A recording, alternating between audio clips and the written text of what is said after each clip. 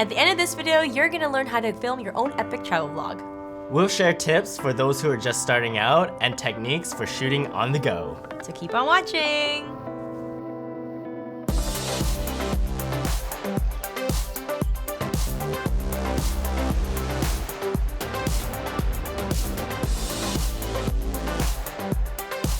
Hey everyone, it's JJ and Elliot from Filmora, here to empower your inner video creator. Welcome to the second video of our travel vlog series.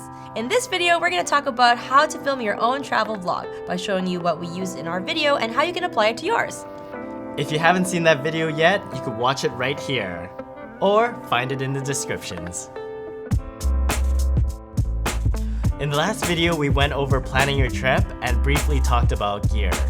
Now we're gonna go over the essentials, what you need and why you need them. For our video, we shot with a variety of different cameras, but we mainly shot with Sony DSLRs and an iPhone. There are tons of DSLRs out there, so make sure you do your research and pick one that suits your needs and your budget. When looking for a DSLR, some aspects that you should look into include variable frame rates for slow motion, custom picture profiles, decent with low light, and interchangeable lenses. Shooting in 4K isn't necessary, but it doesn't hurt to have as part of your camera features. Another thing to consider is the weight of the camera. Carrying a DSLR all day can get kind of heavy, so we usually pick a mirrorless camera because it's usually smaller and lighter. When it comes to travel filmmaking, convenience is the key, so getting a nice zoom lens is the best. There are a variety of zoom lenses out there, but you will want a wider angle one.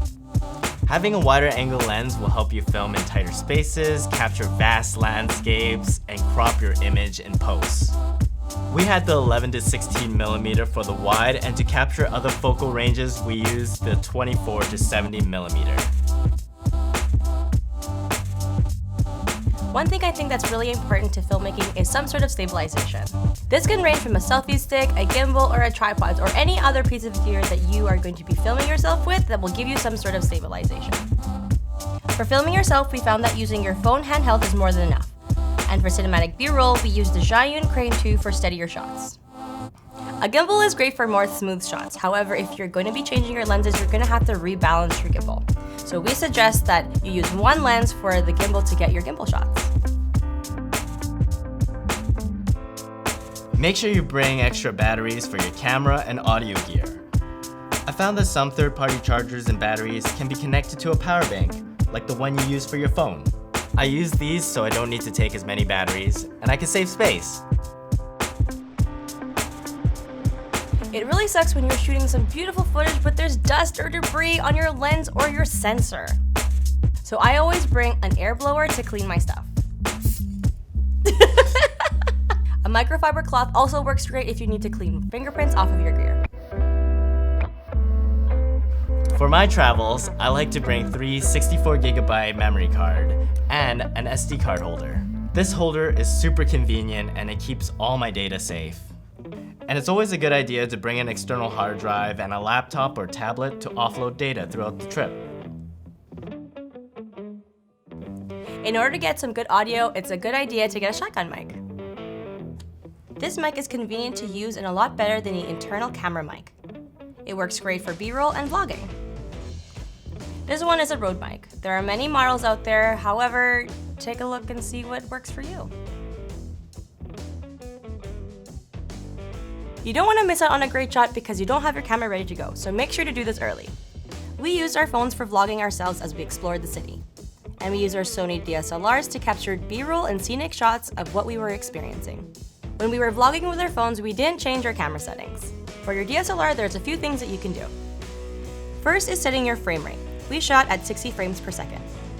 We set it most of the time to slow motion because that gives us the cinematic quality of our B-roll and options to speed it up in real time in Filmora 9 if we wanted. Second is picture profile. Every camera has its own custom picture profile setting. For us, we selected a picture setting that gives us greater detail in the highlights and shadows.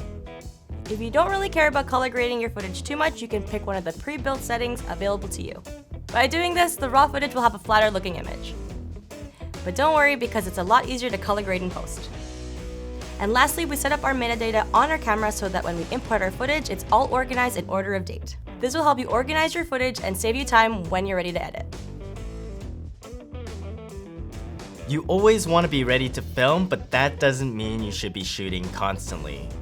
You don't want to overfilm and end up with more footage than you can handle while you're editing. Your priority is to film what is happening around you. You can always get your reaction to things after they happen. Remember, you can't go back and capture something you missed. That said, you don't need to be constantly rolling on your surroundings. Be ready to start if you see something you just have to capture. But for the most part, you should have already planned what you want to film. For example, if you're visiting a famous landmark, you probably already know what you want to film there. In general, focus on the moments that matter. You don't have to shoot everything, just what's important. B-roll is everything that you shoot that isn't yourself. It's important in travel videos when you want to share the things that you see. It's a good idea to film B-roll in slow motion. Playing with the speed of your footage will help keep your video exciting, and it's a lot easier to do if you start off with slow motion clips. As mentioned earlier, I recommend shooting your B-roll at 60 frames per second. Some cameras can do up to 240 frames per second, but depending on the action, that might be too slow. So make sure you double check and see how it fits with your B-roll. When you speed up a slow motion clip, what you're doing is throwing out your extra frames. You can get smooth normal speed or fast motion clips by speeding up the slow motion clips. When you're slowing down a clip shot with fewer frames per second, you have fewer frames in your video to work with. This will result in your footage looking choppy. You can't really recover those frames you didn't shoot. Slowing down normal clips can work out, however, if you're filming in slow motion, it's generally better to film in a higher frame rate setting. For our video, we did a lot of in-camera transitions, which means some of the transitions were not done in post. For example, in our travel vlog, we did an in-camera transition from Capilano Suspension Bridge to the beach. This transition was not planned, but it's a cool trick you could do at every location that guarantees you have a transition shot, in case you need it. First, find a dark object in every location you're visiting.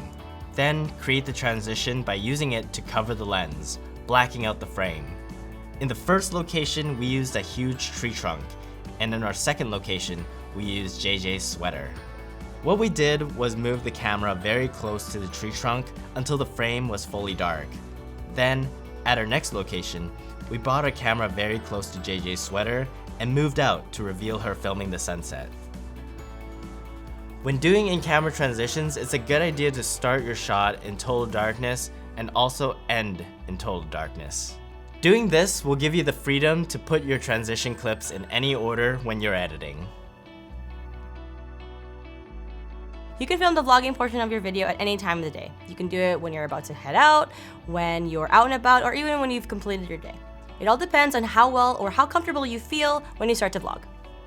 You don't have to have a script, but planning when and what you're going to be vlogging will help you feel a little more comfortable when you're on location. If you're not sure what to say, film whatever's happening around you first, then film your reaction to it all after.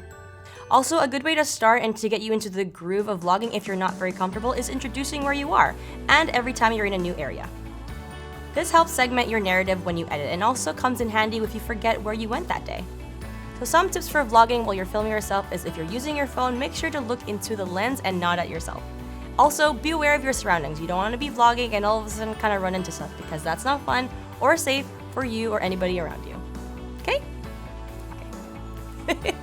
Thank you for watching. What gear do you take with you when you're out filming? And do you ever shoot in slow motion? Let us know in the comments below and don't forget to subscribe. Next up, we'll have another tutorial where we'll talk about what to do now that you have all your travel footage. See you guys next time.